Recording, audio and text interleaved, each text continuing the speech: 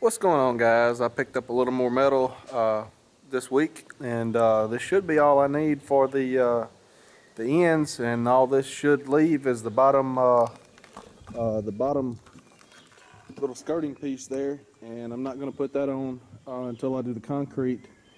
The way I'm doing it, it'll just make things go a whole lot easier, leaving that off while they do the concrete, and then all I have to do is just put that little piece around the whole building.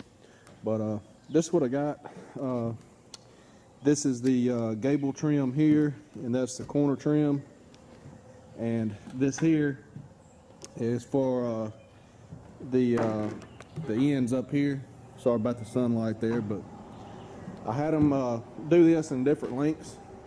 If you can tell there's 7 different lengths here, and that is for the ends. As it goes up, it's going to get longer, and so I was trying to cut down on waste, and hopefully I got these measurements right, and it works out the way I think it will. So I'll start at the corner of the building with a short piece, and then every piece will be get longer until the peak up there. So I got my dad coming to help me unload this, and I'm not sure how I'm gonna stack it in here, because it has to be stacked in 7 different stacks, and it's going to be a couple weeks before I get this stuff put up. I talked with a guy, and I run it by him. I got some pretty tall ladders over here, and I talked with this guy that did the roof for me and helped with that, and he's got a ladder, and we're thinking that we can a little bit of lighting there. Thinking that we can lay both ladders up, one on each side of the sheet we're trying to put up, and grab it and walk up with it at the top, and then have somebody at the bottom kind of hold up and push in up against the wall, and kind of do it that way. And then I know the ladder I got to reach to the bottom of the trusses, so we get screws in it to that point, and then probably go on the roof and hang over the edge. He talked like he would do that. I'm not real interested in doing that because it's about 26 foot up there. I've been up there and I don't like it, but it's just nothing to hold on to. But he don't like it either, but he's done it before. They used to build houses, and now he just does more remodeling work. But I've actually worked with some of the people he worked with before, and I know that they when they build like a 2-story house or something, they had to nail on the outside rafter.